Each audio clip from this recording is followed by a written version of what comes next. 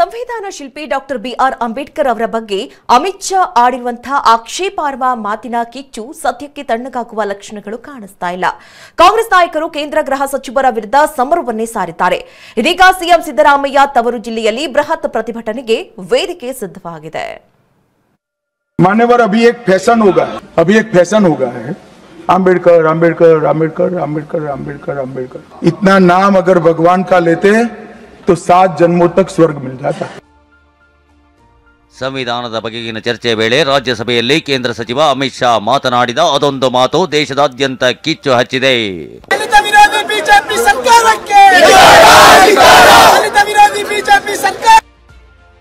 ಅಮಿತ್ ಶಾ ವಿರುದ್ಧ ಸಿಎಂ ತವರು ಜಿಲ್ಲೆಯಲ್ಲೇ ರಣಕಹಳೆ. ಕೇಂದ್ರ ಸಚಿವರ ವಿರುದ್ಧ ಕ್ರಮಕ್ಕೆ ಆಗ್ರಹ. ಡಾಕ್ಟರ್ ಬಿಆರ್ ಅಂಬೇಡ್ಕರ್ ಬಗ್ಗೆ ಆಡಿದ ಆಕ್ಷೇಪಾರ್ಹ ಹೇಳಿಕೆ ವಿವಾದವನ್ನ ಕಾಂಗ್ರೆಸ್ ಜೀವಂತವಾಗಿಡಲು ಮುಂದಾಗಿದೆ. ಸಿಎಂ ಸಿದ್ದರಾಮಯ್ಯ ತವರು ಜಿಲ್ಲೆ ಮೈಸೂರಿನಲ್ಲಿಂದು ಸಚಿವ ಡಾಕ್ಟರ್ ಮಹದೇವಪ್ಪ ತನ್ವೀರ್ ಸೇಠ್ ನೇತೃತ್ವದಲ್ಲಿ ಬೃಹತ್ ಪ್ರತಿಭಟನೆ ನಡೆಯಲಿದೆ. ನಗರದ ಕುರುಬರಹಳ್ಳಿ ವೃತ್ತದ ಬಳಿ ಬೆಳಗ್ಗೆ 11 ಗಂಟೆಗೆ ಪ್ರತಿಭಟನೆ ನಡೆಯಲಿದೆ. ರಾಷ್ಟ್ರಪತಿಗಳೇ ಗೃಹ ಮಂತ್ರಿ ವಜಾ ಮಾಡಿ ಅಂತ ಅಭಿಯಾನ ಆರಂಭಿಸಲು ಮುಂದಾಗಿದ್ದಾರೆ. ಆತ ಬಾಗಲಕೋಟೆಯ ರಬಕವಿ ಬನಹಟ್ಟಿಯಲ್ಲಿ ದಲಿತ ಮತ್ತು ಪ್ರಗತಿಪರ ಸಂಘಟನೆಗಳು ಬೃಹತ್ ಪ್ರತಿಭಟನೆ ನಡೆಸಿವೆ. ಅಮಿತ್ ಶಾ ಕ್ಷಮೆಯಾಚನೆಗೆ ಪಟ್ಟು ಹಿಡಿದಿವೆ.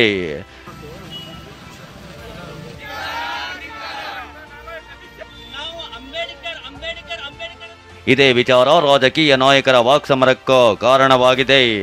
ಅಮಿತ್ ಶಾಗೆ ಹುಚ್ಚು ನಾಯಿ ಕಡಿದಿದೆ ಎಂದಿದ್ದ ಪ್ರಿಯಾಂಕ್ ಖರ್ಗೆಗೆ ಜೋಶಿ ತಿರುಗೇಟು ಕೊಟ್ಟಿದ್ದಾರೆ.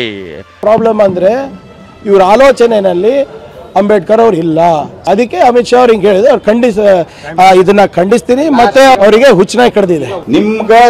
ನಿಮ್ಮ ಪ್ರಮುಖರಿಗೆ ಯಾವ ನಾಯಿ ಕಡ್ದಿತ್ತು ಹೇಳ್ರಿ? ಅಂಬೇಡ್ಕರ್ನ ಅಪಮಾನ ಮಾಡಿದಾಗ ಡೆಲ್ಲಿಯಲ್ಲಿ ಅವ್ರ ಅಂತ್ಯಕ್ರಿಯೆಗೆ ಅವಕಾಶ ಕೊಡ್ಲಿಲ್ಲಲ್ಲ, ಯಾವ ನಾಯಿ ಕಡ್ದಿತ್ತು ನಿಮ್ಗೆ? ಅಮಿತ್ ಶಾ ಮೂಲಕ ಆರ್ಎಸ್ಎಸ್ ಹುನ್ನಾರ ಮಾಡಿದೆ ಅಂತ ಬಿಕೆ ಹರಿಪ್ರಸಾದ್ ಆರೋಪಿಸಿದ್ದಾರೆ. ಈ ಮಾತಿಗೆ ಪ್ರಹ್ಲಾದ್ ಜೋಶಿ ಪಂಚ್ ನೀಡಿದ್ದಾರೆ.